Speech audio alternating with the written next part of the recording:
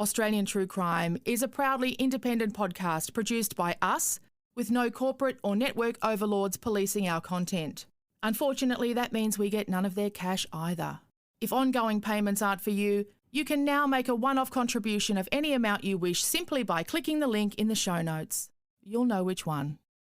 Hello, Australian True Crime listeners. I'd love to tell you that I'm constantly running out of food at home because I'm a busy working mum with no time to shop. But I think it's actually because I'm just really bad at admin. And it doesn't even really matter why it is. All that matters is that I do have to feed these children and pets, and I need milk for my coffee. Luckily, I found DoorDash, and they bring you snacks and drinks and household essentials, like to your house, in under 45 minutes. So I don't have to stop editing podcasts or drive to the shops or even put on pants. They bring cleaning supplies, pet food, even everything I need from the reject shop. And right now, our listeners, that's you, can get $10 off and zero delivery fees on their first order of $20 or more when you download the DoorDash app and enter the code OzTrueCrime. That's AUZ, by the way, OzTrueCrime, all one word. $10 off and zero delivery fees on your first order when you download the DoorDash app in the App Store and enter the code OzTrueCrime. One more time. AUZ, True Crime, for $10 off your first order with DoorDash. God bless those people. The producers of this podcast recognise the traditional owners of the land on which it's recorded. They pay respect to the Aboriginal elders past, present and those emerging. The following podcast contains content of a graphic, violent nature and is not suitable for children. This guy, I think, was opportunistic. He was just dead lucky. He's picking up women and not getting caught. He was as lazy as they come. He just put their bodies in bushland and covered them with branches and things like that in a hurry. Somehow he's managed to get women to move across that line where they're heading for a bus stop or they're on a bus stop, and the next thing they're in a car with someone they probably don't know.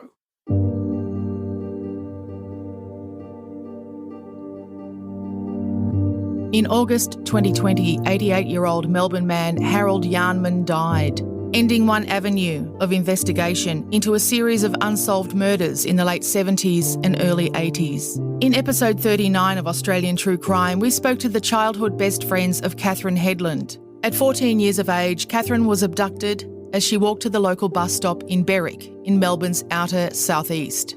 Her remains were later discovered in bushland at Tynong North, alongside those of 75-year-old Bertha Miller, who disappeared 18 days earlier.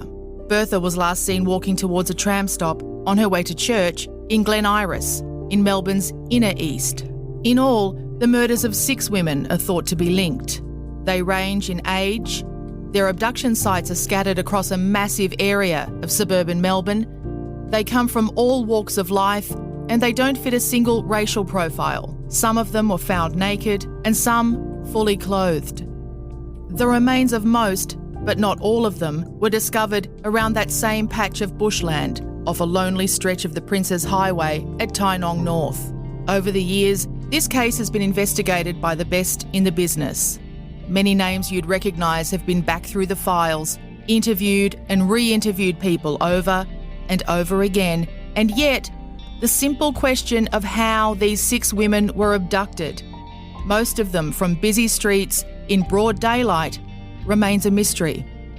This is Australian True Crime with Michelle Laurie and Emily Webb. Come with us as we go beyond the news cycle to find out how people become killers, how people become victims, and what happens next. Dr. Brian Willams, PhD, is a lawyer fully admitted to the Supreme and High Courts of Australia. He's an author and an educator and a passionate student of criminology. He's spent many years researching the Tynong North and Frankston murders, and his conclusions are finally available for us to read. The book, Somebody Knows Something, On the Trail of the Tynong North and Frankston Serial Killer, is available now, and he joined us to talk about the case. Probably from a professional point of view for the last 10, 15 years, but I'm also a child of the 80s. So I remember when these cases came about, and I know the areas quite well. I know the roads we're talking about. I know the parks. I know all of those sort of things. So it always triggered in me a feeling from way back when it occurred that this could have been anybody. It could have been my mother or it could have been my sister as well. People like that were moving in those similar areas. So it's certainly something that goes a long way back. And like a lot of people, I would suggest that I thought by now we would have had some sort of solution. And the one thing that's missing, we do have a lot of information and we do have a lot of detail. People like Emily have done a lot of work on it as well, but we don't have an answer. Yeah, we do get so confident in our police because they do such a great job, and as technology improves and these days we see a lot of cold cases solved, it becomes sort of surprising when we see a case like this remain unsolved, doesn't it? Yeah, and particularly there's so many angles to this one. We're talking about 6 victims, maybe 7, which means there's quite a number of similarities between the people involved. There's a lot of differences as well. The cold case situation is, when we really look at a lot of cold cases, DNA comes in very heavily. There's a fair bit of conjecture about DNA with this one. It may have just missed the cut-off, if that's so to speak. This occurred 1980-81. DNA was first used in a court case in 1987 in England, 1989 in Australia. The victims here were found naked, with the exception of one victim. They were all found naked. A lot of their possessions were taken. They'd been left out in the open air, which meant that the forensic indicators may have been difficult to find. It doesn't mean it can't be solved, because there's certainly a feeling out there that this is still solvable. The nature of historical cases, and I know Emily's looked at lots of them, that I think the 40-year mark, which is where we're reaching now, is significant. There's still enough around, and there'd still be a witness around. There'd still be somebody around who knows something, who could provide the vital bit of information here. That window of opportunity can close, and it would probably be starting to close by the time you reach 50 years. The likelihood of you solving any crime is quite remote. The answer is always in the file. Ron Iddles tells us it's in the file. Now, you say that the victims have a lot in common, but also at sort of first sight, I think, do they though? To me, the victims look so different. I see old ladies, I see a school girl, I see women of different ethnicity. Can you talk to us about the victims, please? Yeah, I can. Look, and it depends which mindset you accept. There have been suggestions that we might be talking about 2 or 3 serial killers here, but the general consensus is that we're talking in all likelihood of one person.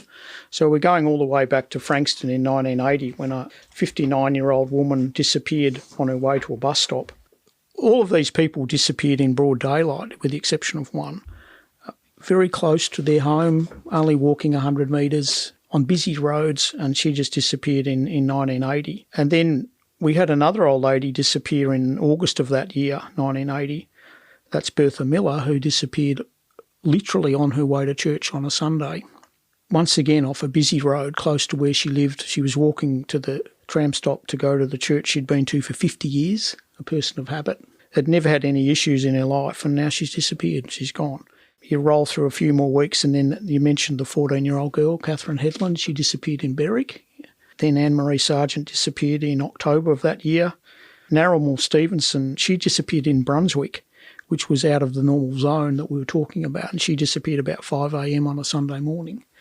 So, and then we roll all the way through to 1981, and it appears as though this person struck again, because another elderly lady who disappeared in Frankston, similar circumstances to the previous lady, Allison Rook, that's Joy Summers, and her body was found in Frankston as well. So over a period of 17 months, we're talking about 6 victims there.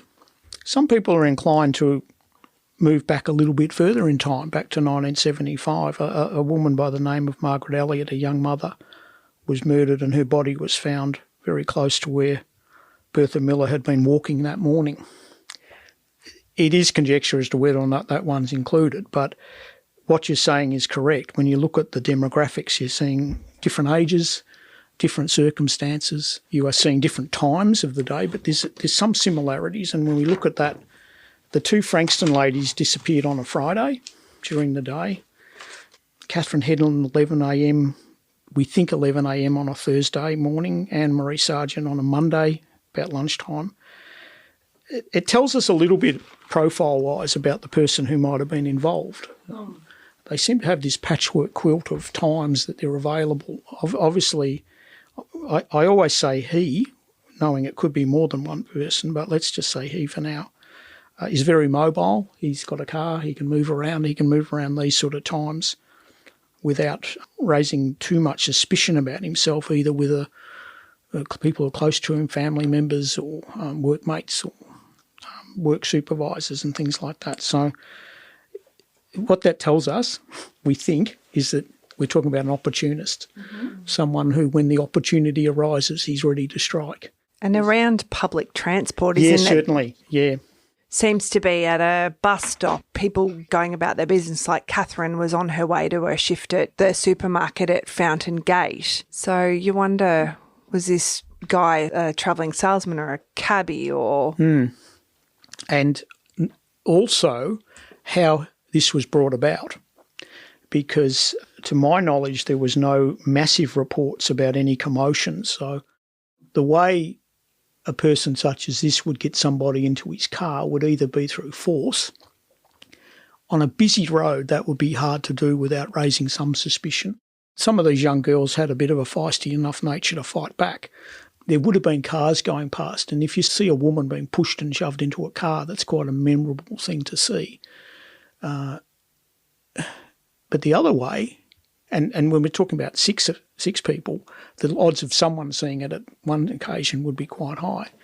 The other way, of course, is to, if you like, trick them into the car, and that seems to be more likely than not what occurred. We don't know what the little trick was, whether it was, like Emily said, a taxi driver with a uniform with a bit of a cock and ball story about buses not running, or somebody who was pretending to be sick and they needed help.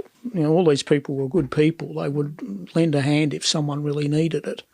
Somehow this person's managed to fairly seamlessly get people into his car and he's off and away. And also we don't have any stories of other women in those neighbourhoods saying, oh, a guy tried to get me to get into his car by telling me da-da-da-da-da. We don't seem to have any failed attempts that have come to... The failed attempts are interesting because, of course, we know a lot about psychopaths because of what we read from America, and even we've had some here, of course. And it's nearly always a failed attempt that brings it to light, that we get a description of the car, the person. Well, Ivan Milat, I mean, that's right, a failed attempt was what really... There have been, certainly there's been reports about people offering lifts. Is that so unusual? I think that if we sat here today and said we need to ask people around Fitzroy and Richmond and Collingwood if they've been offered a lift, we'd have plenty of people say I've been offered a lift. And particularly back then, you know, there was more people hitchhiking. Yeah. And actually, particularly with the older ladies, I remember as a kid my mum used to often pull over and offer older ladies lifts. I know it sounds insane now, but if she saw an older lady walking, if it was hot or rainy or whatever, she might pull over and say, can we give you a lift somewhere? Yeah, and look, all of these people who turned out to be victims here were, as I said, good people. I've gone back through their little life histories and also what they were doing on that particular day. They were not doing anything that would have invited any activity other than just what they would normally do. They just seemed to be in the wrong place at the wrong time. And 3 of the victims were found together, weren't they, Yes, Brian? they were at Tynong North. Yeah, that's right. And when we say together, they were within metres of each other and their bodies had been left in a similar way. That was Bertha Miller, Anne-Marie Sargent and also Catherine Headland. Now, that tells us something straight away. Whoever did that did them all. That's something we do know. Some of the differences, though, once again, start to just... And someone out there could answer this for you now, I think. Bertha Miller was put there first. She was the first victim who was left at Tynong, possibly a Sunday afternoon because she was abducted on a Sunday morning. With that particular site, by the way, this is all very lazy. This person didn't bury them. He just covered them in branches and left them pretty much out in the open. The branches that had been used to cover Bertha Miller was sawn off at the base using a saw, obviously. the two young girls who had been taken during the week, there was nothing, no saw we used then. We were just picking up bracken and any branches we could to put over the top. So that perhaps indicates a little bit more time on the hands of the person on the weekend. We don't totally know that, of course. Bertha Miller was found, she was the only victim here that was found clothed. All the others were found naked. Having said that, she didn't have her shoes. Her shoes were gone, her bag was gone, her Bible was gone. With all the other victims, all their clothing and little trinkets of jewellery and handbags and money and things, they were all taken and never ever seen again. So whether or not this person collected those as macabre souvenirs or not, we're not sure. Was Bertha the first? Bertha was the first person who was taken, who was found at Tynong. But before that, there was Allison Rook, who was abducted in Frankston and found in Frankston as well. And her son was a police officer, wasn't he? Yes, he was. One of her sons. She had 6 adult children. I was thinking maybe if Bertha was the first, maybe he hadn't sort of gone all the way through with his fantasy or whatever, but clearly he had already with Allison, right? Allison was found naked? It certainly, yes, she was found naked, and certainly if we accept the theory that we're dealing with the same person. Yeah, okay. Bertha seems like a bit of an outlier or unusual victim. I don't know. I just always feel like she stood out in that way. You know what I mean? I would say you're right. I'd say she did. And what we know about Bertha Miller, we have a snippet of information about Bertha Miller. One of them is that she was clothed and the others weren't. But the other thing is she'd reported at her church in a friendly way that on the tram stop she'd been speaking to a gentleman about her Bible and that there'd been conversations going on previously. That person never came forward.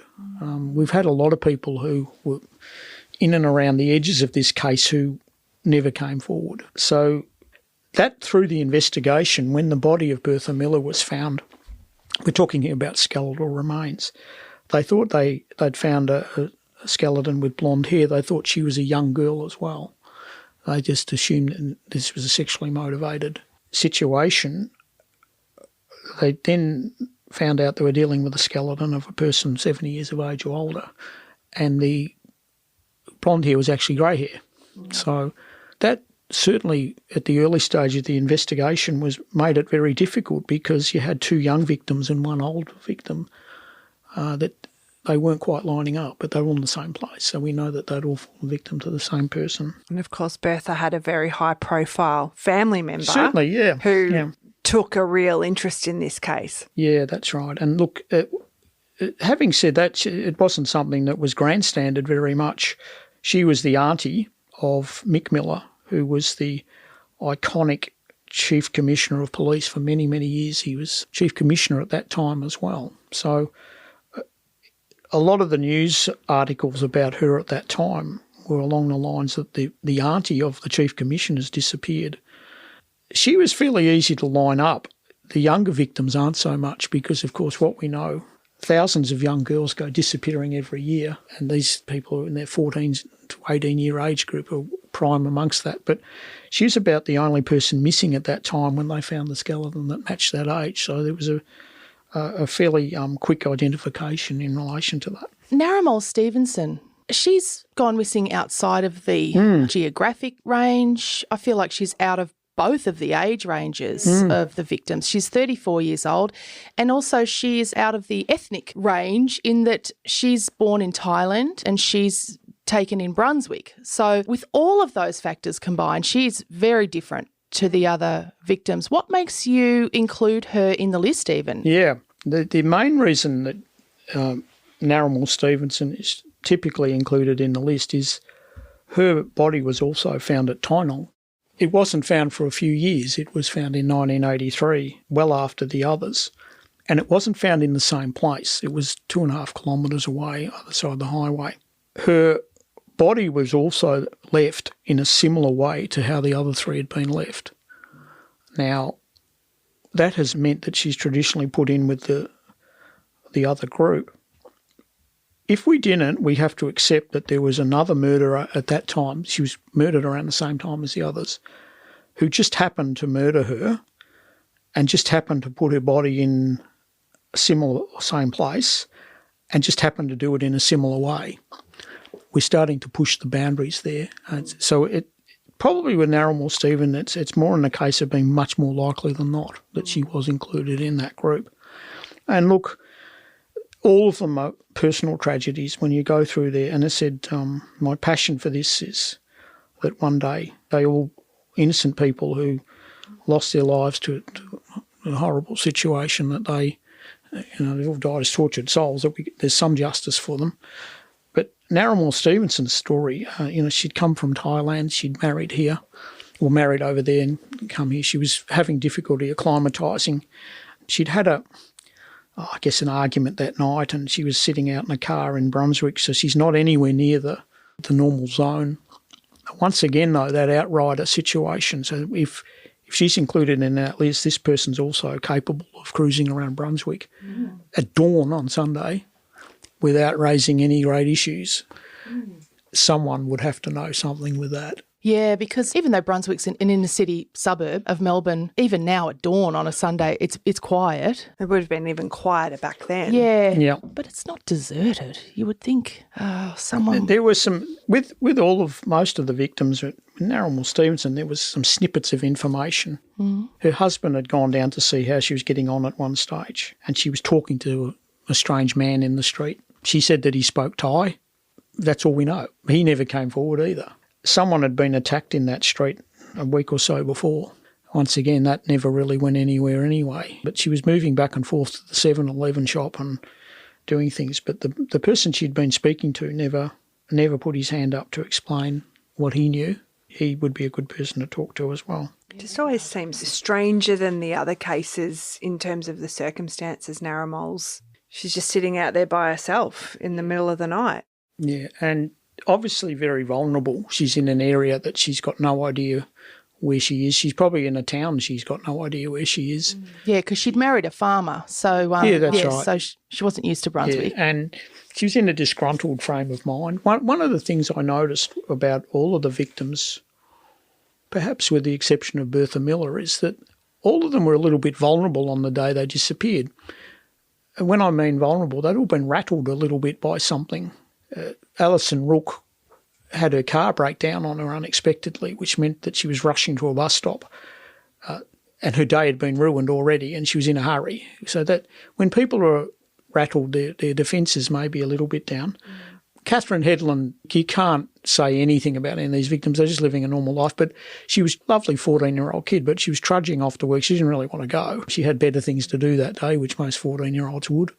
Anne-Marie Sargent was trying to get to a CES in Dandenong, but she was unemployed. She didn't have much money, so she was inclined to hitchhike to save money. She wasn't in a particularly happy mood that day. Then you look at Joy Summers, who disappeared in Frankston. She was catching the bus to the shops for the first time ever in Frankston on her own, and she'd had a stroke previously and things like that. So she was obviously a little bit on edge, and once again, I made notable, and obviously Narramore Stevenson was in a real sitting duck situation at that point. She wanted to leave and wanted to get out of Brunswick and was in a hurry to do so. And she's had a fight with her old man who's upstairs in the flat. It's really frightening, isn't it, to think about the sixth sense this predator appears to have for these women who, if he's driving past on busy roads and these women are walking towards buses, and yet somehow he seems to be able to sense in them. Well, the other thing, though, too, is we don't know who this is, but I suspect someone would have a very good idea of who he is, and the passing of time may make that easier for someone to come forward at some point. This person wouldn't cast anywhere near the menacing shadow they would have once if they're still alive. Well, we've got no idea whether they are or not.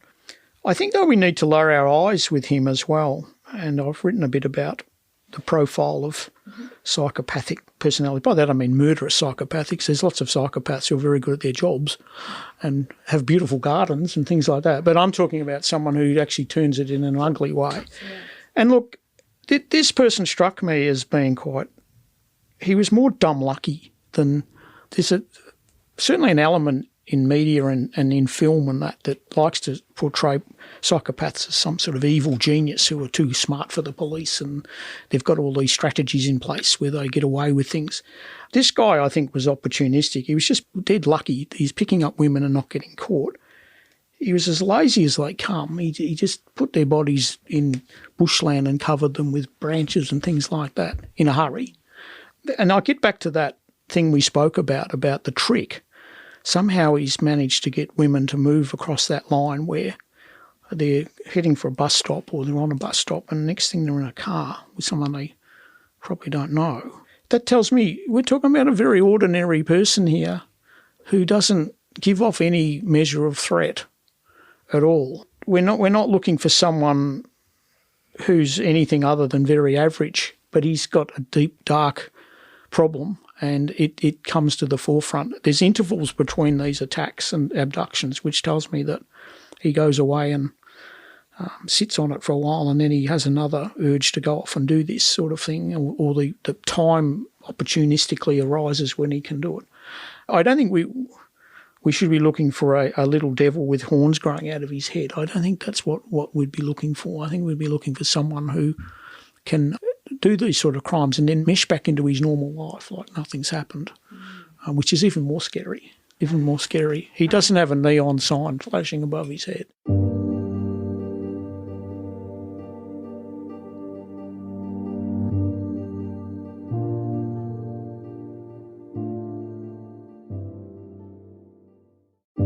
Yeah, I mean, it reminds me of an article I read recently. I think it was that one by Sarah Krasnostein that was excellent in the Monthly about James Todd, who killed Eurydice Dixon. And she talks about how she has sat in courtrooms and every time a perpetrator is brought into court, how normal they look, and generally how small and how inoffensive these people look. Yeah, and that's right. Yep. They kind of have to, because when people look frightening, we stay away from them. That's right. And he's been able to do this many times. Yeah. In order to get close to women many times, you have to look like you're not going to hurt them. Yeah, or you've come up with a sufficient story that wins them over or changes their orientation. And I mentioned before about the motivation for this. Why would you study a case like this for a few years? And I always think of that horrible moment for these poor women when they're in areas they know, they get in a car, they think they're in a safe place. They've got every term of reference available to them at that point, and then all of a sudden the atmosphere changes and they see this and they suddenly realise, I'm not getting out of this, and it must be a terrible, terrible moment. And it's something that's indescribable when you're sitting in normal life to imagine what it must be like. We always get asked, why are women so interested in true crime? And I feel like that moment you've just described, Brian, is sort of your worst nightmare. Yeah, and I feel like we have moments where we think maybe that's happened, and then most of us, luckily, have the moment where we realise, no, it's okay. Yeah. But we then think, gosh, imagine for some women it's not okay. For some women it really is that moment, the moment that you've described. Brian, there have been over the years a few suspects, haven't there? Yes, there have, yep. The bottom line is that I think we've got to think here about historical crimes. There's been narratives, if you like, put out there. There's been stories. But the reality is we're now sitting here 40 years later and they've taken us nowhere. They've gone nowhere. So there's no real evidence against any of them. Because there was one particular guy who may be alive still, may not be. He'd certainly be well into his 80s. But he seemed to be a focus. Yeah. There was no evidence, though, linking him to these sort of situations. And that's why I'm saying that we could be right off the chart here. We could be in a position where people have been joining dots all over the place and the dots aren't going anywhere. Sometimes the reason there's no evidence available can be a bit more a case of the reason there isn't any evidence because there isn't any evidence. They didn't actually do it. And I suspect that if we just keep going over the narratives of the same old names and the same old people, that we're not going to the next step. And the next step is somebody knows something that would link all of this together and suddenly make it all made a lot of sense. When did the crimes seem to cease? Yeah. Did the perpetrator keep committing these crimes after the bodies started being found, for example? So did he keep doing them when he knew that he'd been discovered? If we accept that they're all from the same offender, definitely, yeah. And there was a very interesting situation that arose because Joy Summers was murdered in October 1981. Now that's long after the bodies of Allison Rook and the other three at Tynong had been found, not Narromore Stevenson. But now that appeared to be the last offence based on the template we're looking at. And we've got to ask ourselves, why would a person stop? And if we're talking about someone with a psychopathic nature, certainly my understanding is psychopaths don't retire or take early retirement packages. They don't go on annual leave or anything like that. They would keep offending unless there was some largely intervening event that stopped that occurring. Or they tell us that they either die, they go into jail for some other offence, or they move and start committing their offences somewhere else. But, I'm thinking of when you talk about that, the BTK killer in America. What I find so fascinating about him is he had a big gap. But then when he wasn't offending, he kind of was living his normal life. He had a family, but he also had a job that allowed him to be quite menacing and threatening. Appeal to his, he was an enforcement officer or something. Yeah, ranger. And I thought, and then he starts again. Yeah, and look, what I would say is that the person, and you've looked at the chronicle of the crimes that he has committed, that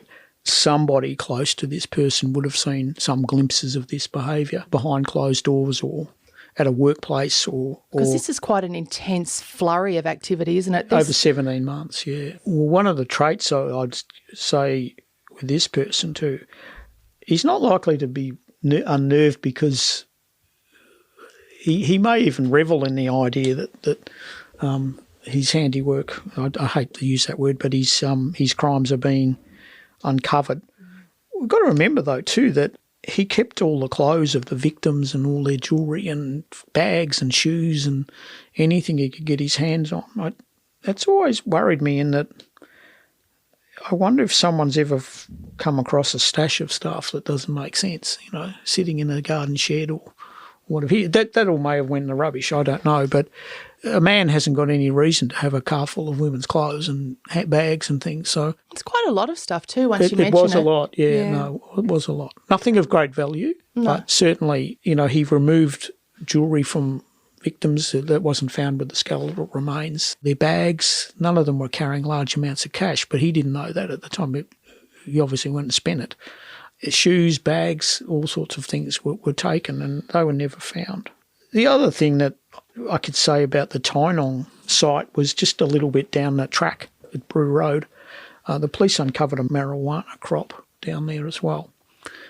Not linked to this, one wouldn't think, but it had been tended to and watered quite well. It looked like a one-man stash.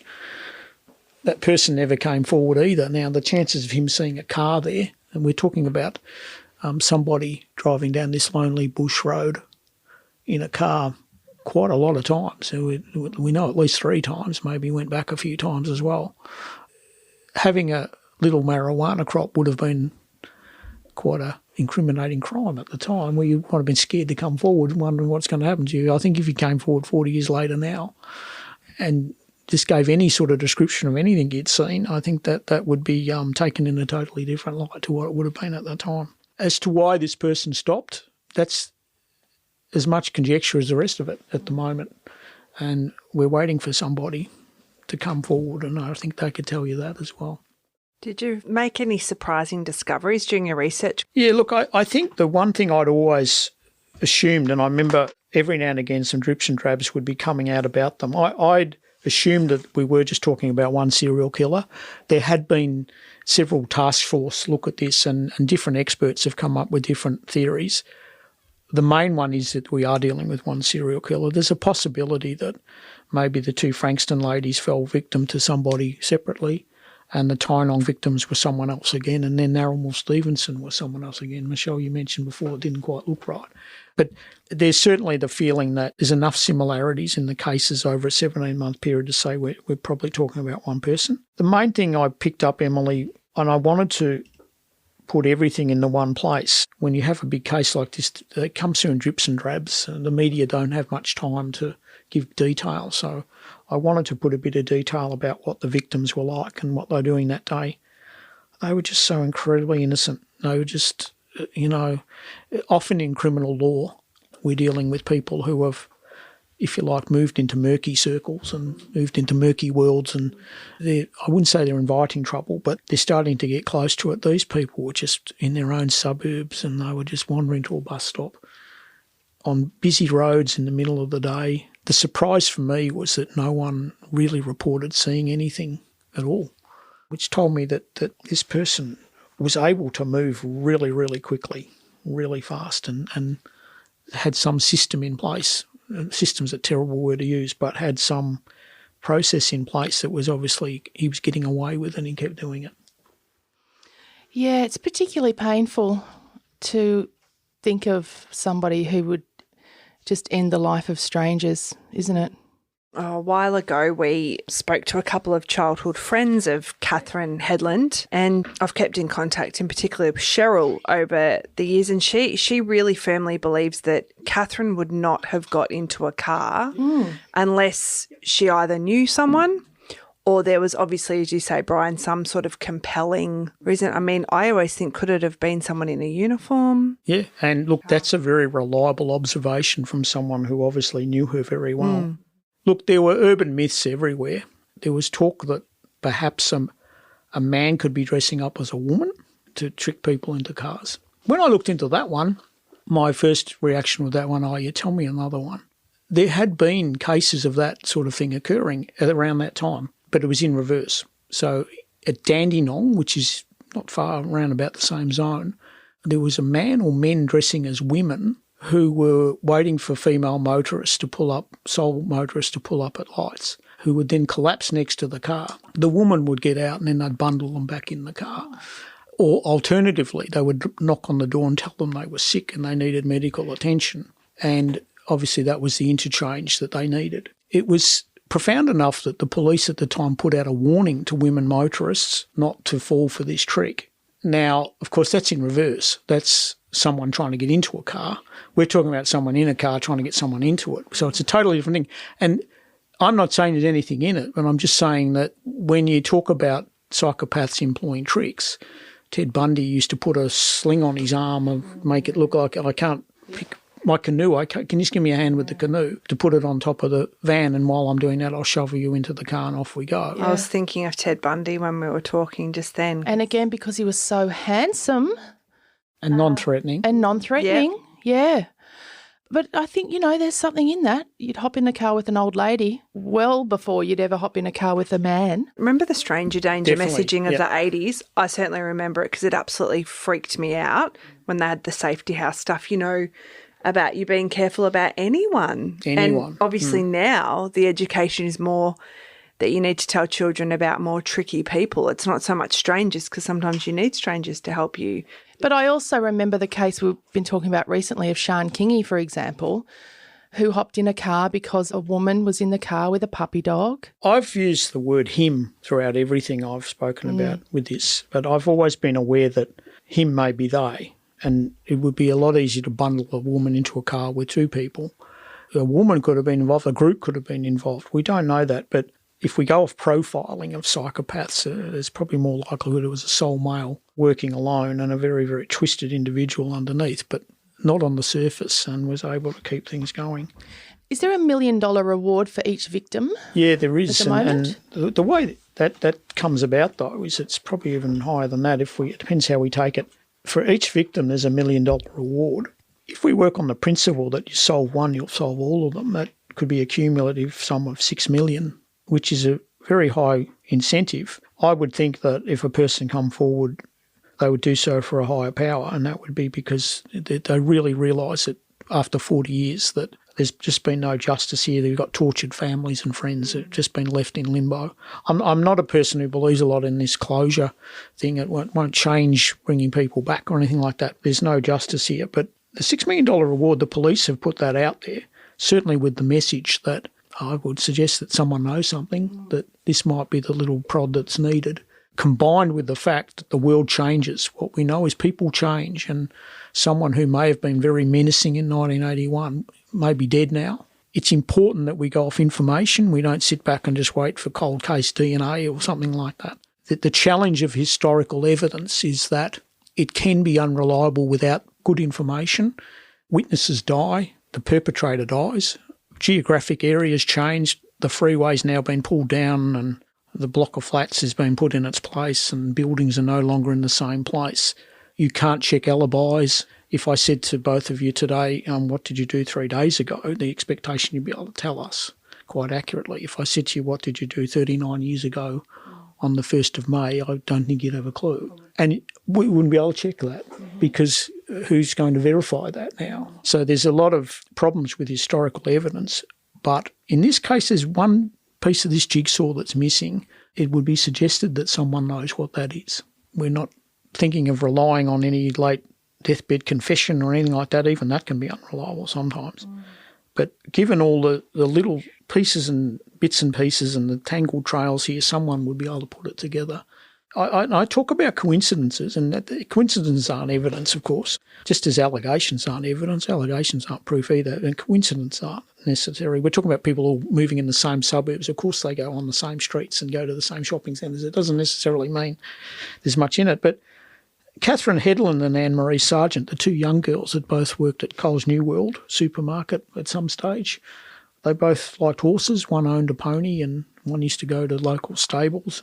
They were into the local disco scene, but I think just about any kid at that time in the southeastern suburbs would have been grooving away. And we know that Bertha would not have been. But yeah, that's interesting. Whether somebody knows there's some sort of link somewhere that hasn't really been explored, that could be the case. Do you have a feeling, Brian? Did you develop a theory or different thoughts while you were doing this book? One of the thoughts I had was, and I probably touched on it before, was that the same narrative has been followed for 40 years now. It's gone nowhere. This person could be right off the chart here. Could be a person who's never, ever gone on the radar, maybe briefly went on the radar and went straight off. The police have done a fantastic job trying to keep this one going, and it's been quoted in other works. Thousands of interviews, thousands of pages of evidence, hundreds of statements. They've done everything they can, but there's just something missing at the moment that would put that together. We have to also think of policing in the 1980s, I guess. We're not talking computer databases so much and things. We're talking about a lot of statements from witnesses, a lot of paperwork, a lot of typewritten reports that are in boxes and things like that. So I know that the cold case, you would have spoken to Ron Eddles at some stage, a cold case expert, that the answer's in the file. Maybe with this one the answer's not in the file yet. Don't say that. Don't say that, Dr. Brian. It's always in the file. But then again, it could be. Yes. It just seems to me so weird. It's like, if we go by the thought it's one killer, it's like a serial killer of real significance. Yes. And different victim ranges. I just can't believe it hasn't been solved. It's scary to me. We get so confident in the idea that the answer's in the file. As you say, maybe it's not. Is it possible that someone could actually do this so well? They say you can't plan a perfect murder, but sometimes you can stumble upon it and actually, pull it off. But to do it 6 times is quite unbelievable. And there does seem to have been a number of cases at the 30-year, 35-year mark. I just saw on ABC that a man had been arrested. His wife had disappeared 30 years ago and he's been arrested. I mean, oftentimes we do see that someone was interviewed early in a case and for whatever reason, wasn't followed up on, or, that people did phone in with tips early and, because it was manpower in those days, it was hard to connect tips and follow up on things. Yeah, and we can't rely necessarily on the forensics of this one. No. A lot of cold cases rely on DNA. There wouldn't be any, would there? Well, the police have been coy about that, and I support that in that they've got to have something up their sleeve that no one else has. There's a possibility that there's some sort of DNA, but no clothing, though, but left out in the open for so long as well. We're not sure, but it would still rely on some information that comes forward anyway, one would think. And there's family members, as you say, still alive, like siblings. Naramol had a son, didn't she? She had a son and a daughter. Catherine, certainly, I know I had a bit of dealing with her boyfriend at the time, and he has been left really traumatised through this since he was a young man with her. And he was sick and he didn't walk her out to the bus stop and he felt really guilty, and it's not his fault, It's a terrible thing. Brian, let's solve this.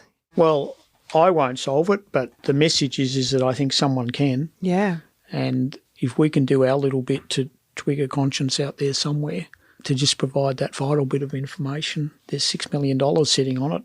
I don't think the incentive can be any higher, but certainly the what's at stake can't be any higher. 40 years might have passed, but these crimes haven't been forgotten, and we shouldn't forget them. The message we should have is that we're just as keen to see them solved now as what we would have been 40 years ago. Absolutely. You can always go to crimestoppersvic.com.au to get more information or to leave a tip if you have one, or you can call 1800 333 000, which is Crime Stoppers, if you have some information. Thank you so much. Oh, thank you very much. Dr. Brian Willams.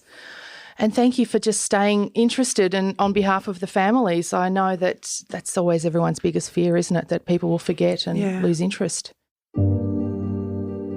That's Dr. Brian Willams, whose excellent book, Somebody Knows Something, On the Trail of the Tynong North and Frankston Serial Killer, is available now. Thank you to our patrons: Adele Thorsby, Olivia, Lainey Maloney, Chelsea Cronin, Sam Gillespie, Sarah Hopcraft, Kelly Gale, Rebecca Lewis, Rebecca Burdell, Annika Dawkins, Sarah Kale, Cherie Stubbs, and Tara.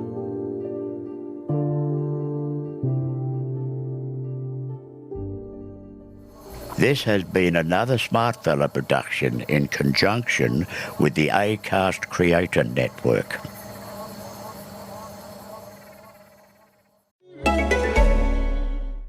Welcome to Acast Recommends. Every week, we pick some of our favourite shows, and this is one we think you're gonna love.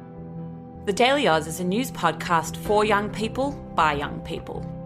We were always the friends who got asked to explain the news, and 3 years later we bring accessible, bite-sized news to over 75,000 Instagram followers each day. Now we're delivering the news to your headphones.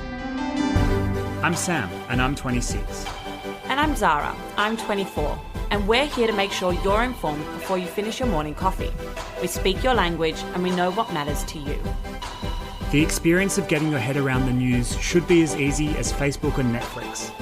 We're here to provide that. Join us every weekday wherever you get your podcasts, and follow us on Instagram at The Daily Oz. Subscribe to this show and hundreds more now via Acast or wherever you get your podcasts.